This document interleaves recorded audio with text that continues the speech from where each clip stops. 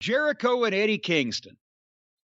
And you got to hand it to Chris Jericho. He's actually made the effort to cut to carbs and lose some weight. He's slimmed down. He not only slimmed down, but he also, some way or another, I guess he had all the gray hair shaved off and brown hair grew in its place. But his hair's brown. He's lost weight.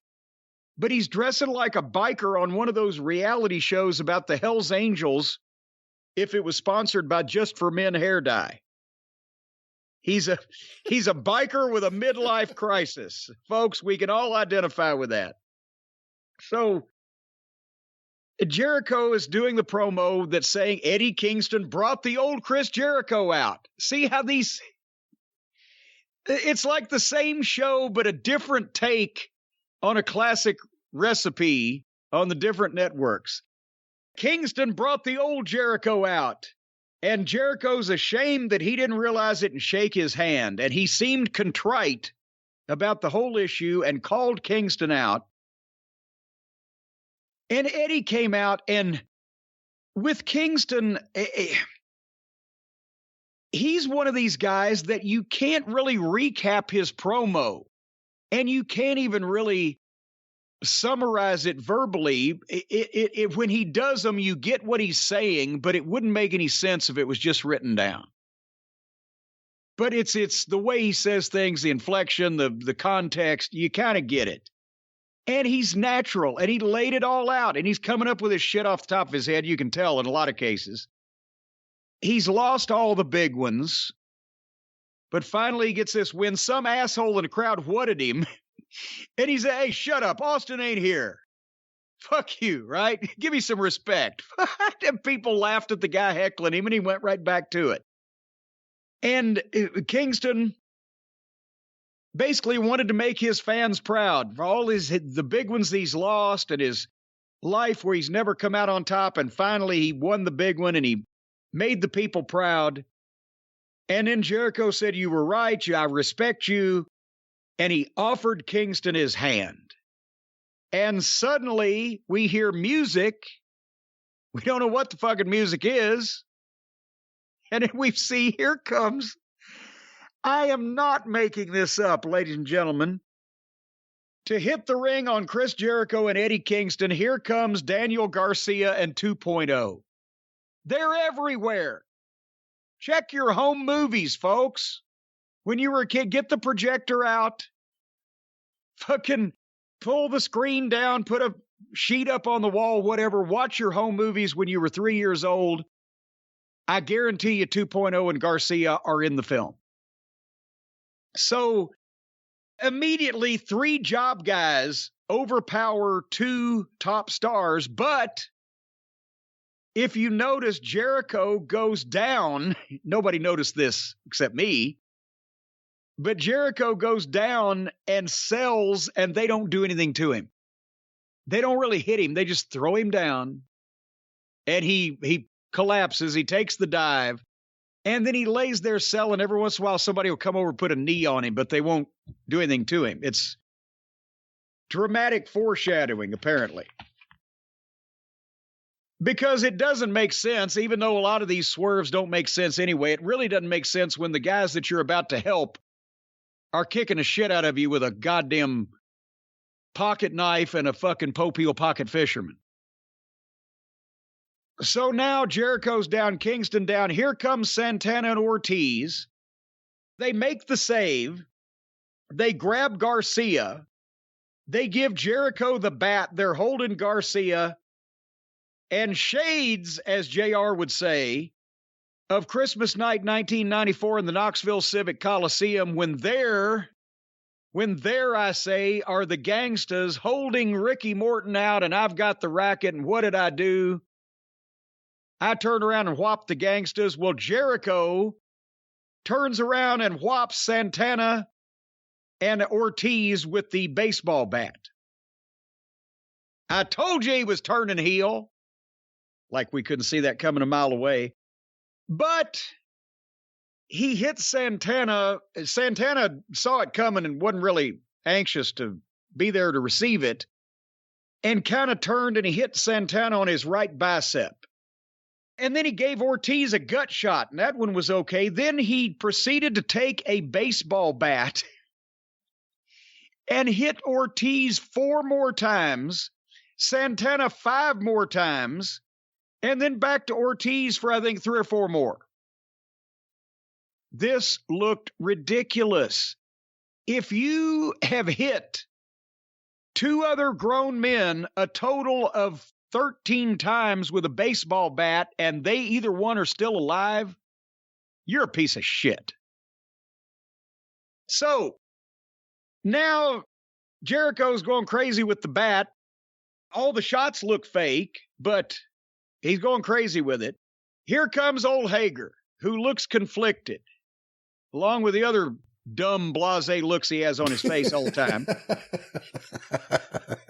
And then he potatoes Ortiz with a shit clothesline.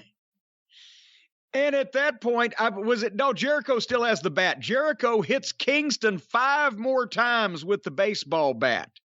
And they're getting a close-up so you can tell that he's pulling them. I've used a bat, Louisville Slugger, part of the gimmick.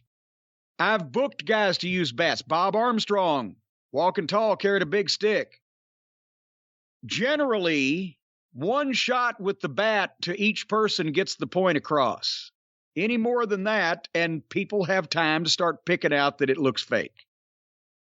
But Jericho hits 5 more times on Kingston. They do some more shit, and then Jericho is backing up, and Hager's behind him on his knees yelling at one of the other fucking baby faces, and Jericho backs up and trips over Hager's leg and almost fell and recovered by holding himself up in the turnbuckles and then got mad and started waving the bat around like he meant to do it. And this went forever. And there were no referees. There was no security. There were no cops. There were no other people coming in to help. There was no bell ringing. Just this fake attack on and on and on. And then finally, they get Hager on the apron with Kingston, and Hager goes to pick him up for a power bomb. Did you see this part? Of course I saw this part. He almost killed him, yeah. Okay, well, here's the thing. When he goes to pick Kingston up, Kingston, first he went to just pick Eddie up without Eddie pushing off. And he couldn't. And Eddie had not got ready for it. So then Eddie pushes off. And when you take a power bomb, you not only have to push off, but once that the guy stands you straight up, you have to do a sit-up. The guy's holding you upside down. You have to do a sit-up so you get all the way up so that you don't go back down head first. Well, Eddie did the sit-up, but Hager didn't realize on the apron he can't lean back like he normally does to draw a gallop without losing his balance, so he lost his balance and almost dropped Eddie head first. And then some of the guys in the ring grabbed Hager so he wouldn't fall off the apron. And they held on to him, and Hager muscled Eddie up and then power bombed him off the apron toward a table that was sitting on the floor, but he didn't drop him flat like for a power bomb. He sent him back of the head first, straight down through that table to the floor. And it could have broke his fucking neck. And then Jericho's line, "This is the Jericho Appreciation Society, and that's entertainment." Well, this may be the Jericho Appreciation Society, but that wasn't entertainment. And there's the trademark, sports entertainer, but it's false advertising. This was highly rotten, except for Eddie Kingston. Your thoughts? Well, I'll start with Eddie Kingston, who I've been high on for a while. I've been high on him since I saw him in Ring of Honor when you asked me to come to shows. You've been high since 8:30 this morning, but that's a different story for another time. 6:30 this morning, if you want to be accurate. But you know what? And I think his biggest problem isn't physique, and everyone always points to physique. I think right now, sadly, it's age, just because he's getting his chance now. But hopefully he can go for a while. But he is the modern-day version of the American dream. Comes out there, speaks in a natural way. People connect to him naturally because he's just being himself or being an extension of himself. And he feels like the average person. Now, Dusty After a while, the American Dream's wearing a fur coat and doing all sorts of shit. I don't think we're going to see Eddie Kingston doing that. But you know what? Even then, Dusty looked like a fucking ditch-digging son of a plumber that fell into money. But even like Dallas Page, and I'm not the biggest Dallas Page fan, but he had a great run in WCW, and it was made by the fans. The fans started getting behind him. And he was an older guy, and it was the case of a guy who didn't traditionally look like what a wrestling star would be. I think Eddie Kingston's kind of that guy for today, and I'm glad he's being appreciated by fans, and his work's just been great. The match with Jericho has been great. We've been putting over Jericho. Jericho came out there. I swear, if you took Stan Lane's wig and put some extensions on it, that's what he had on his head. I don't know what was going on. You said they just dyed his hair. I don't know what was going on with his hair. But it was definitely different because it was stood out. I was like, what the hell is going on there? Stan Lane's wig, ladies and gentlemen, look it up.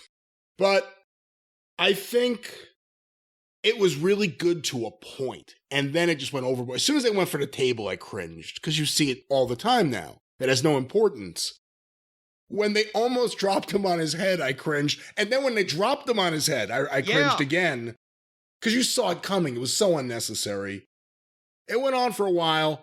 I'm okay with the concept of Jericho with 2.0 and Daniel Garcia as heels. Let's see if Daniel Garcia has anything right now. We're about to find out, by hook or by crook. He's been on that show kind of aimless, just running in. I didn't even know he had music until this week. Just running in at various times, attacking people for no reason to set up a match that suddenly happens 2 days later. We never get to see Hobbs wrestle. No. We never get to see FTR wrestle.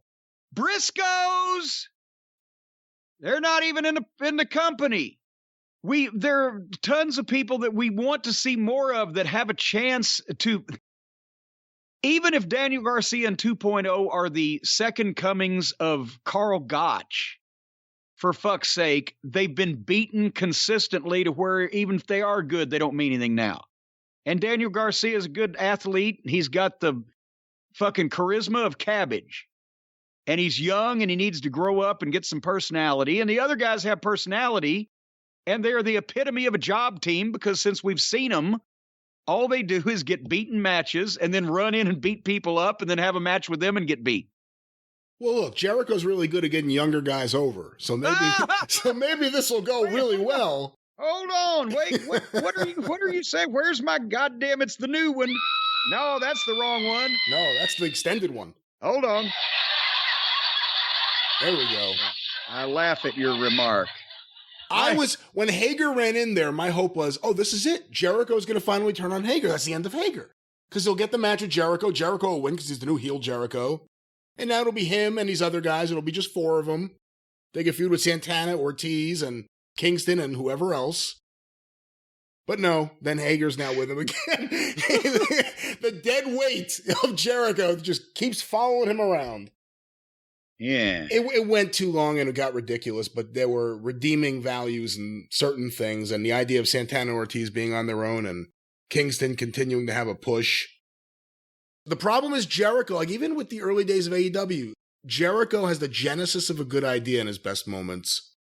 And if there's no one there, and I don't think Tony Khan's the person, if there's no one there to stop him from going full blast wherever he wants to go, or if there's no one there to say, hold on, let's draw this out, he's just going to flush your head down the toilet the first night. There you have it. What do you do for the next segment? Get a bigger toilet.